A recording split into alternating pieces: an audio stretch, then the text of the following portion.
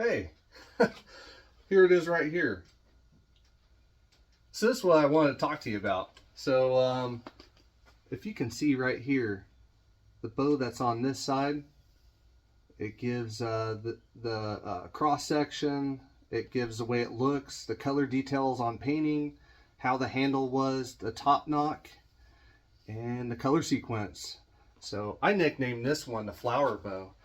And it says right here, this book is Encyclopedia of Native American Bows, Arrows, and Quivers. And there's actually two of them. There's one for the West Coast, but this is Midwest, Southeast, and Northeast. So this bow right here is a Midwest bow. It was, let me read it to you. Osage orange bow from Oklahoma.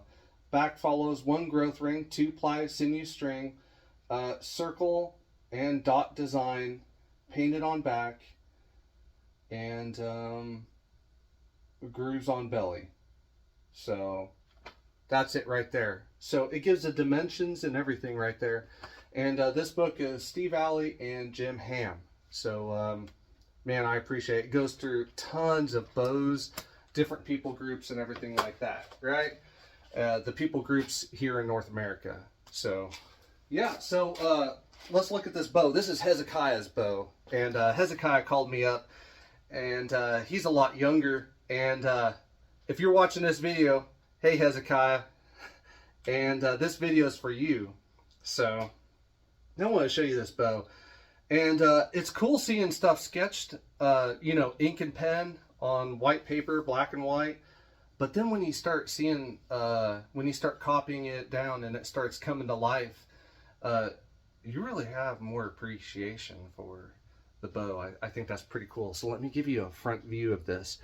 And I made my own paint, and the paint I decided to use was, so the color is from natural pigments from stones that are ground, and the base of the paint is, what do you call it, high glue. And I just mixed high glue and water with some of the base of the paint and made it that way. So the back side of the bow, let me sag this string a little bit. Back side of the bow, you can look at this right here. So that red line right there, that's supposed to be a pith groove, and this piece of wood did not have pith on it. So I kind of cut one in there with a gouge. Okay, so you can notice right away that the top knock, this is a bottom knock. The bottom knock and the top knock are different on this bow, and I really like this a lot. I really like looking at a top knock and going, that's the top of the bow. You know, you can see it from far away, and you can grab it if it's already braced. So if we brace this bow is 35 pounds at 30 inches. And just makes a really good bow for a young man who's starting to learn how to shoot a bow, and he can grow with it. So there's the bow braced. And I tell you what was I going to show you? Oh, this right here. Yeah, see the knock? So the knock had this extra notch inside of it. Actually, I have it knocked wrong. Knock, knock. Who's there? Guy who doesn't know how to brace a bow.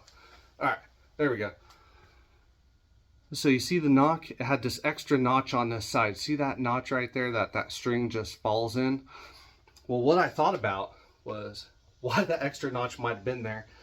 And I slightly recurved these ends. But if you pull this bow back, how far that they were ready to go, it comes pretty close to where that string could just slip off that post knock. So I think they might have put that extra little groove right there. If anybody knows another reason for that, or why some bows do have that side knock many times, post it in the comments. I'd love to hear about that. But this is Hezekiah's bow. He's going to shoot this for a while.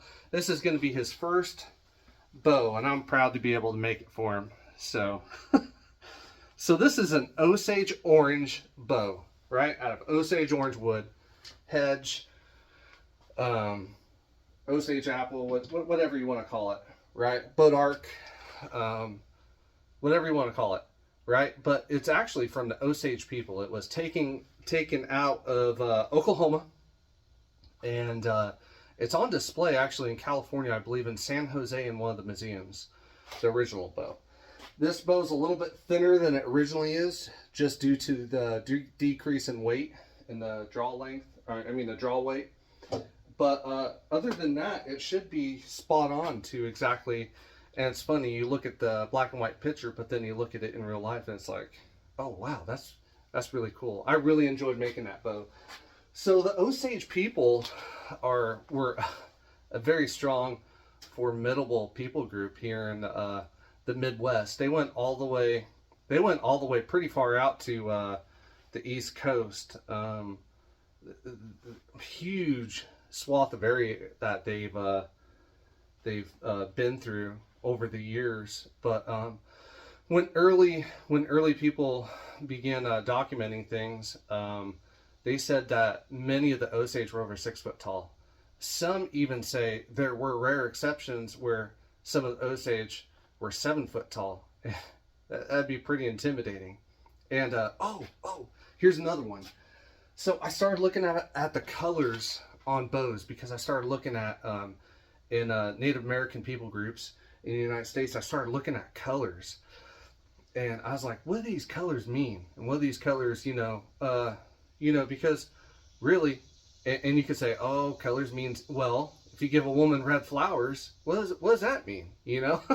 So the red is strength, overcoming, success, and everything like that, right? Life, blood, is red. And so it's mixed with green here. So you got green, red and green. So green is like the earth, hunting, nature.